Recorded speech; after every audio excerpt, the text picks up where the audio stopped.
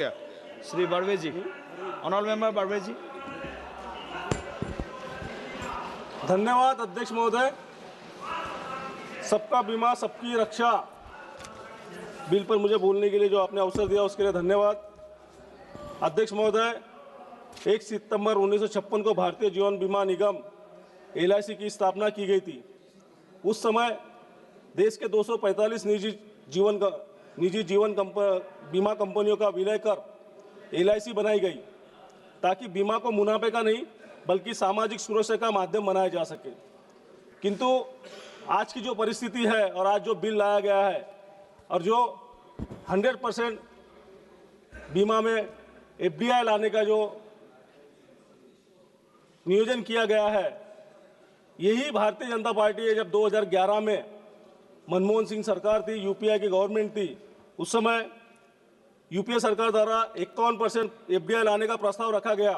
तब भाजपा ने पूरे देश में हाहाकार मचा दिया कि FDI से हमारा पूरा देश बर्बाद हो जाएगा, रोजगार छिन जाएगा, सारे देश में आफत आ जाएंगी।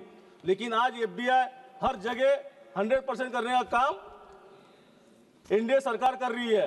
तो सिर्फ नाम बदलने से काम नहीं बदलने वाला है, काम करना पड़ेगा। और जो बिल लाया गया है उसमें कहीं पे भी ऐसा बताया नहीं कि गरीब जनता के लिए, देशवासियों के लिए क्या फायदा होने वाला है, बीमा में क्या सुधारना होने वाली है। क्या आपने देखा है कि किस तरीके से जब किसानों की किसान बीमा योजना आज देश में चल रही है, तो किसान बीमा योजना में कितने किसानों को जब नुकसान होता है तो बीमा मिलता है, उस पर कोई प्रावधान नहीं किया गया।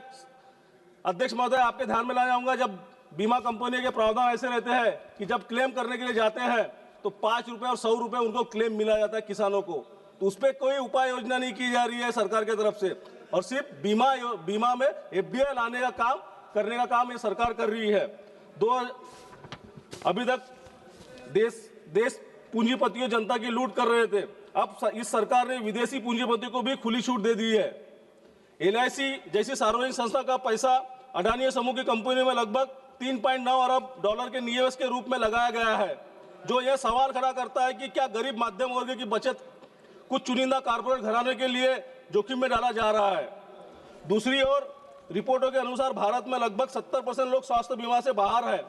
उनको किस तरीके से इस योजना के अंदर लाया जाएगा और उनके स्वास्थ्य के लिए क्या किया जाएगा ताकि सारे गरीब इसमें सम्मिलित हो सके। ऐसी स्थिति में सबका बीमा सबकी सुरक्षा की हकीकत की किसान फसल बीमा योजना जैसी होने की आशंका है, जहां बीमा कंपनियां प्रीमियम तो वसूलती है लेकिन जरूरत पड़ने पर जनता को उसका लाभ नहीं मिलता। कोरोना महामारी के दौरान आपने देखा होगा अध्यक्ष महोदय, पूरे देश ने देखा है कि इलाज के अभाव में लोग मरते रहे, लेकिन बीमा कंपनियां उस समय कहीं पे भी लोगों के साथ खड़ी दिखी नहीं। उस पर आपने अगर अभी इसके बाद भी अगर ऐसा होता है, सिर्फ 1 मिनट सर, इसके बाद भी अगर ऐसा होता है तो बीमा कंपनियां किस तरीके से लोगों के साथ खड़ा रहने का काम करेंगी। सरकार ने आयुष्मान भारत योजना का यह कहकर लागू की कि हर परिवार को 5 लाख रुपए तक स्वास्थ्य बीमा मिलेगा, लेकिन इस योजना में भी घोटाले सामने आ रहे हैं। लखनऊ में आयुष्मान भारत योजना के तक लगभग 9.54 लाख रुपया घोटाला आया है। Please conclude please. Yes sir.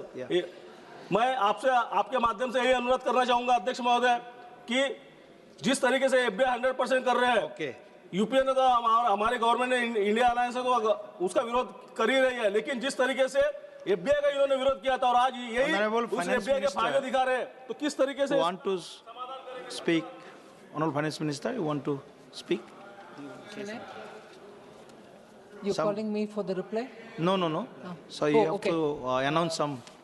Just to let the honorable members know that dinner has been arranged for members in the MP dining first floor of the Parliament House. Members may kindly avail the dinner after 8 p.m. As per your convenience. Thank you, ma'am. Thank you, ma'am. सभी से एक अनुरोध है माननीय सदस्यगण, आप सब अपना तो बीमा कराए होंगे, कॉन्स्टिट्यूएंसी के लोगों का भी बीमा कराइए। जितना जनता है, जितना ने वोट दिया है, उसमें भी इसको एक बार अवेयरनेस और पेनिट्रेशन वो थोड़ा कराने का कृपा करें। अभी कुछ हमारे माननीय सदस्य बोलेंगे, 2 मिनट में, शार्प 2 मिनट में आपको समाप्त करना है। 2 minute. Okay, Shri Hanuman Beniwal ji 2 minute please. 2 minute में हम तीसरा नाम बुलाएंगे। सर जिद मत करो, ठीक है, 2 मिनट। थोड़े प्लीज स्टार्ट। ओके।